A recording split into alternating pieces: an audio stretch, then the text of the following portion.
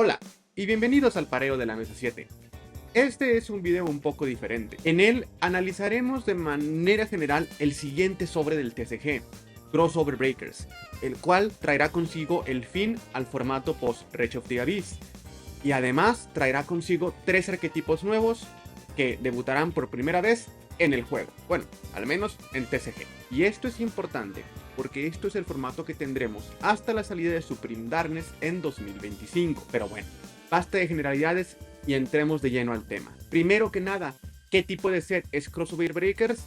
Es un sobre lateral. ¿Qué quiero decir? No corresponde a las expansiones grandes que obtenemos en TCG cada 4 meses, sino que es una expansión pequeña condensada en ciertas cartas particulares. Konami ha hecho ese tipo de sets para promover arquetipos nuevos.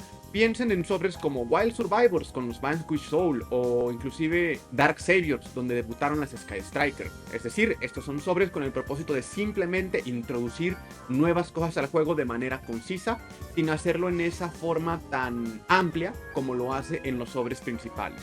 Y, acorde a la página oficial de Konami, este set tendrá solo 60 cartas, de las cuales 10 son ultras, 10 son super y 40 raras. De estas últimas, la mitad también estarán disponibles en super. Esto sin mencionar las 15 cartas Collector Rare que estarán disponibles para, me imagino, los 3 arquetipos, los cuales son los Ryzel, Malice y Ryuge. Así que tenemos bien definido qué tipo de set es este y qué viene ahí, pero ¿cuál es el diseño general del set? ¿A qué me refiero? En muchas ocasiones, los sets que Konami hace tienen una temática alrededor de ellos. En algunas otras, no mucho. Por ejemplo, volvemos al ejemplo de Wild Survivors.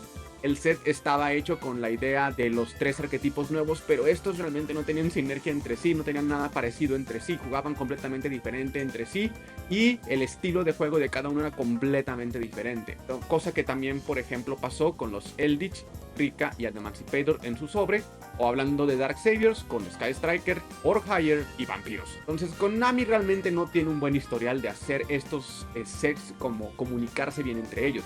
No quiero decir que haya sinergia entre los arquetipos, sino que se note que tienen un diseño en común. Pero uno de los puntos más interesantes de Crossover Breakers es de que esto no es así. En al menos 2 de los 3 arquetipos vemos un diseño muy obvio, muy similar entre estos. Hablemos un poquito de estos arquetipos, sin entrar en detalles demasiado grandes, eso quedará para otros videos. Los Ryzel son un deck de XYZ y su plan de juego se basa en utilizar monstruos de rango 4, particularmente los que el arquetipo trae consigo, para promocionar el poder del deck. Por su parte, las Malice son un arquetipo de Cybersos Link, cosa que vaya que hay bastante, pero que utilizan mágicas y trampas, así como la zona de removidos de una manera particular.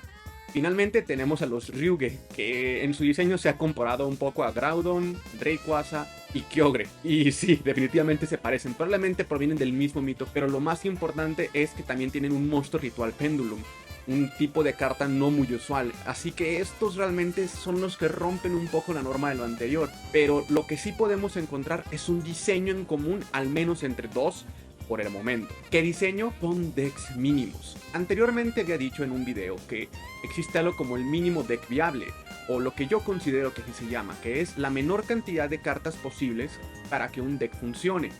Es por eso que, por ejemplo, en el video anterior hablé de cómo Yubel había logrado encontrar ese mínimo versión posible para poder meter más non-engine.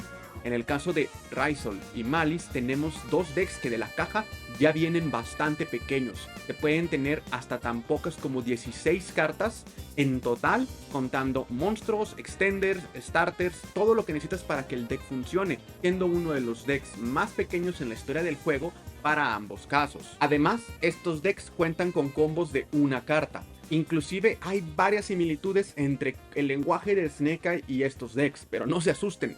Realmente es que Konami creo que aprendió al menos una lección. Mientras que Snake Eye originalmente era este deck que abusó completamente de todas las cartas genéricas del juego, todos los Link, todos los Synchros, para hacer, en mi opinión, del juego algo básicamente aburridísimo, algo inaccesible si no estabas jugando Snake Eye y aún se lo jugabas, realmente no era muy padre por otras circunstancias. Estos decks están bloqueados hasta cierto punto a sus respectivas formas de invocación y hasta cierto punto hacia sus respectivos tipos de monstruo, aunque no tienen bloqueos tan fuertes realmente, tienden a preferir sobre todo sus propias herramientas que herramientas externas, aunque sí las utilizan en caso de ser necesarias. Esto hace que estos decks tengan un cielo mucho más bajo que lo que Snake en todo su poder pudo tener, lo que honestamente en mi opinión es bueno.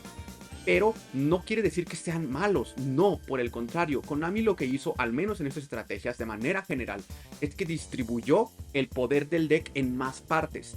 La mano, el cementerio, el campo, las mágicas, las trampas.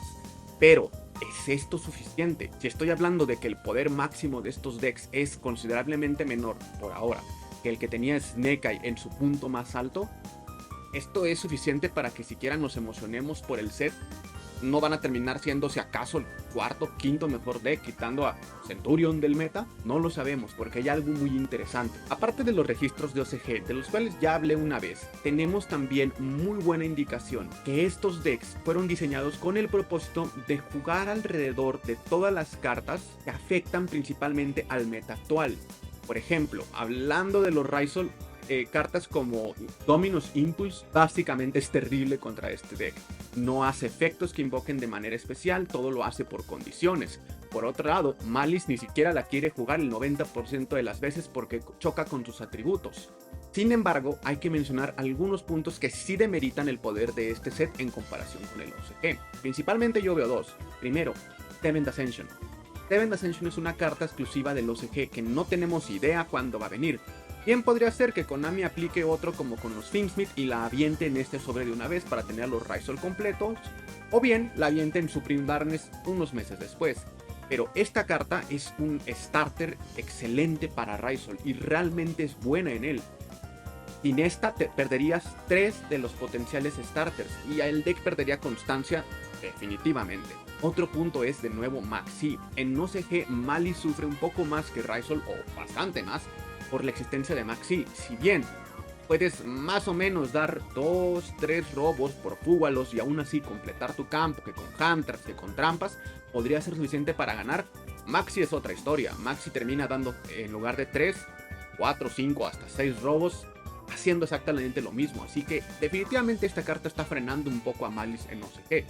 Y en TCG no estamos seguros de cuál va a ser el efecto al no tenerlo. Quizás te veamos una situación que en OCG no se experimentó, donde Malice es mejor que Ryzol, al menos en su debut. Entonces, en conclusión, mi opinión es esta.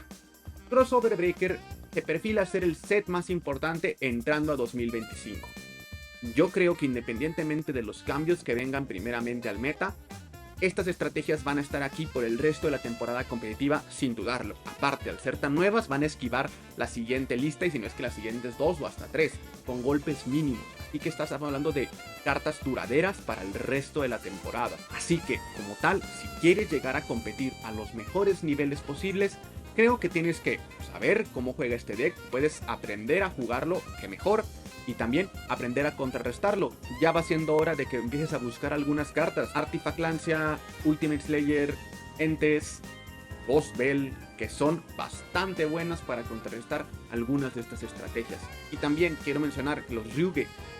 Brevemente, estos son los menos explorados en OCG y en mi opinión parece ser que no están listos todavía para ser completamente competitivos, pero definitivamente pueden darle boost a otros arquetipos. He visto listas con Sword Soul o con Voiceless Voice que les pueden dar definitivamente algo que no tenían antes. Dejo de hablar tanto y concluyo con: debes de conocer Crossover Breakers. Y no te preocupes, en las siguientes semanas el canal traerá el análisis de a cada uno de estos decks. Por el momento, este pequeño video solo fue para hablar del set en general. Sin más, muchas gracias por haberlo visto. Y si les gustó, denle like. Lo agradecería muchísimo. Adiós.